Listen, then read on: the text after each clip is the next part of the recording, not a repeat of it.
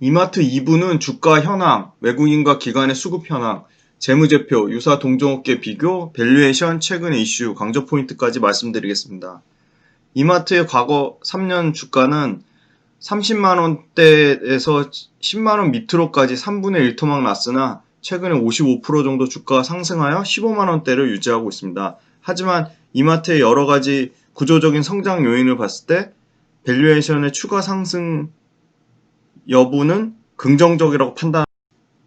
외국인과 기관의 수급 현황은 양쪽에서 순매수가 들어오고 있어 상당히 양호하다고 보고 있습니다. 외국인의 지분율은 30% 초반대를 유지하고 있고 기관 또한 최근에 연속적으로 순매수를 보여주고 있어 외국인과 기관의 수급 현황은 양호하다고 판단할 수 있습니다.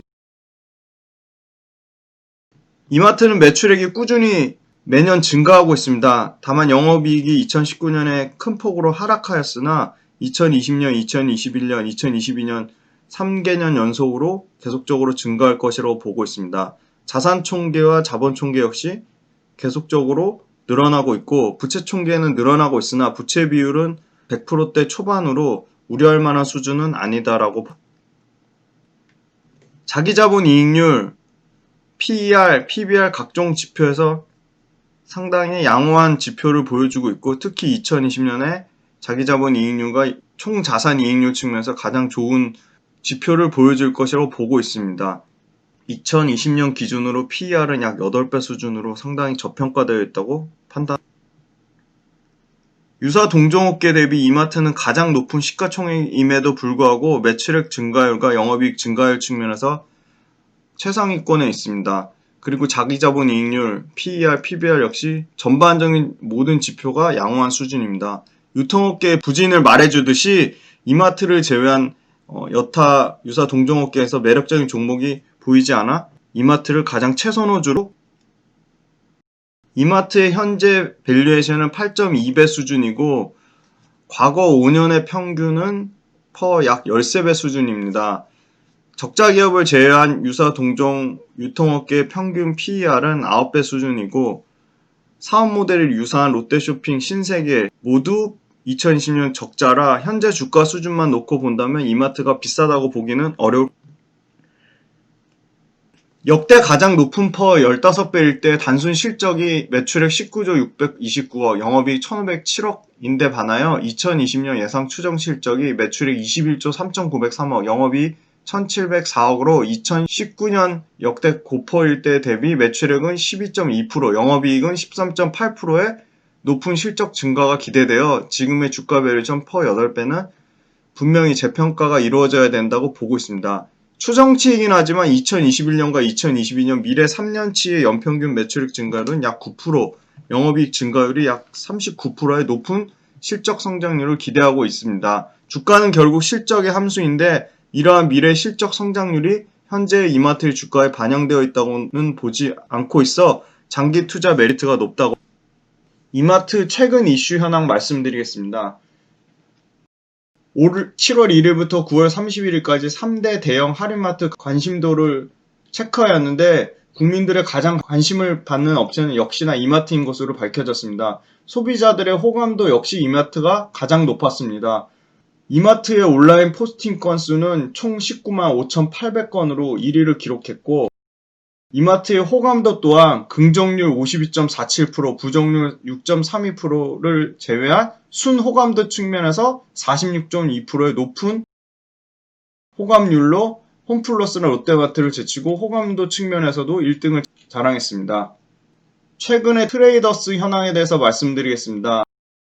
2010년 11월 용인시 구성점을 시작으로 창고형 할인점 세계 1위 코스트코에 도전장을 낸 이마트 트레이더스가 올해 10년 만에 연매출 3조를 눈앞에 두고 있습니다. 7일 유통업계에 따르면 이마트가 올 8월까지 1조 8,300억 매출을 냈고 트레이더스가 작년 월계점과 스타필드 시티 부천점, 스타필드 시티 명지점 3개 점포를 새로 열었고 9월 25일에 안성점을 신규로 열면서 총 19개 매장을 보유해 94년 국내 시장에 첫 발을 내딘 코스트코 16개를 앞질렀습니다. 롯데쇼핑도 2012년 빅마켓 브랜드로 창고형 할인점 시장에 진출했지만 실적 악화로 영등포점, 금천점, 도봉점 3곳만 운영하고 있습니다.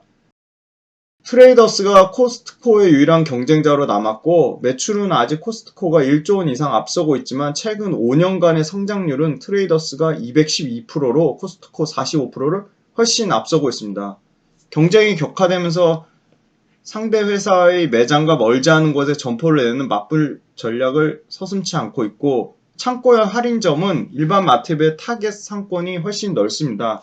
두 회사가 인접한 매장은 직접적으로 영향을 주고받고 있는데 작년 하남점을 중심으로 코스트코와 경쟁이 심화되어 기존 점포의 매출이 역성장을 겪기도 하였습니다. 인천 청라에도 트레이더스가 입점할 것이 유력한 스타필드 청라점 역시 코스트코가 동시에 건립을 추진하고 있습니다. 유통업계에서는 창고형 할인점이 일반 마트에 비해 상대적으로 이커머스의 영향을 덜 받으면서 출점 경쟁이 여전히 뜨겁다고 보고 있습니다.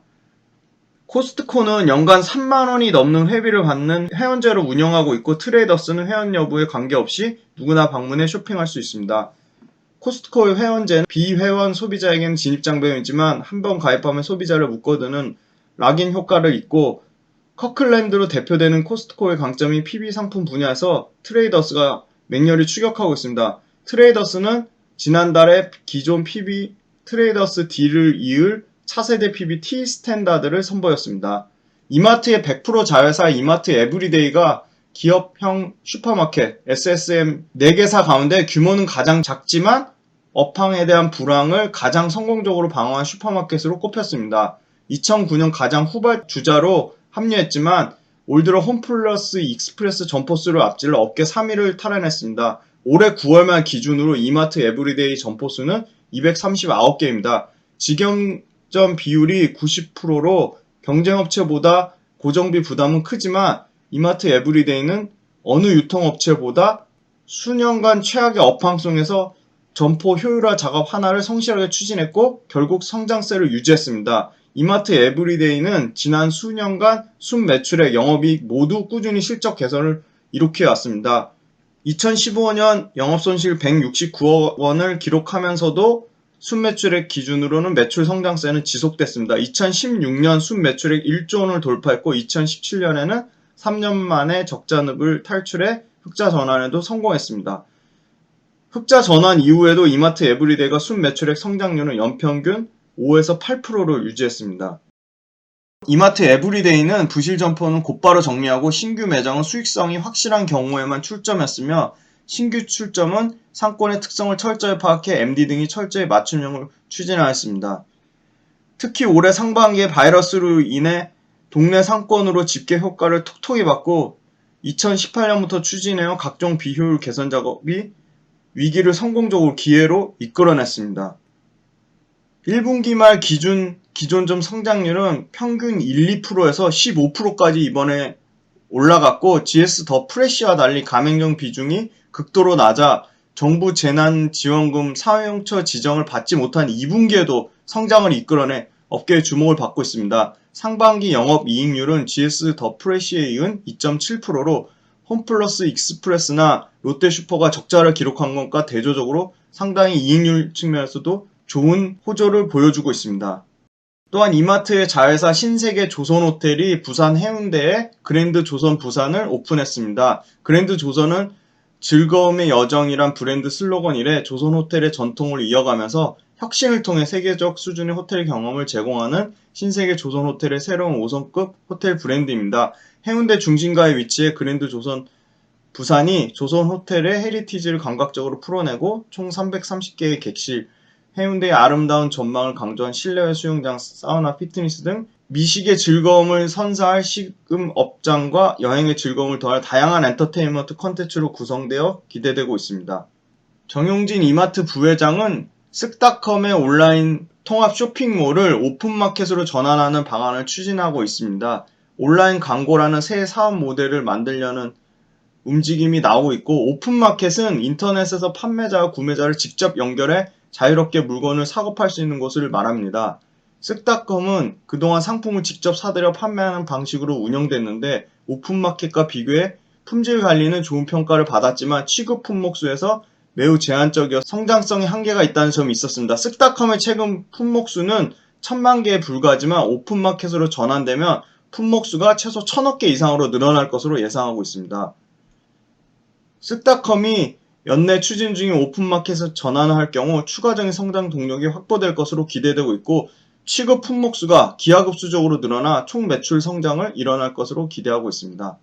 특히 트래픽 확대를 통한 광고 수입 비중이 상당히 기대하고 있는데, 국내 오픈마켓 업체 11번가가 1년에 광고 매출로 3천억 이상을 받는 것으로 추산되고 있고, 전체 11번가 매출이 50% 이상을 차지하고 있습니다. 미국 아마존도 배너 광고, 검색 결과창에 스폰서 목록을 표시하는 광고 등을 통해 광고 사업으로만 매년 약 11조 5천억 가까이 매출을 거두는 것으로 추정하고 있습니다.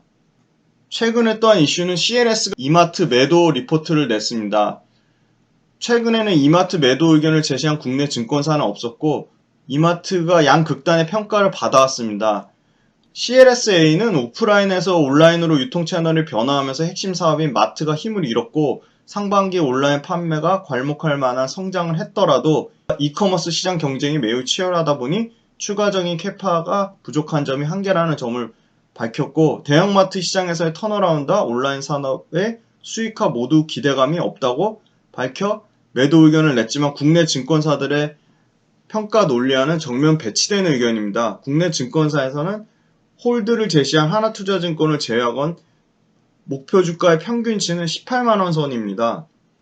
이마트의 주 업태인 마트산업이 저점에 있어 회복할 일이 남았고, 쓱닷컴으로 대표되는 온라인 성장성의 투자 포인트는 분명하다고 판단하고 있습니다. 실제로 할인점의 기존점 성장률이 계속 회복 중에 있고, 쓱닷컴의 거래액 이상 30% 넘게 증가하고 있습니다.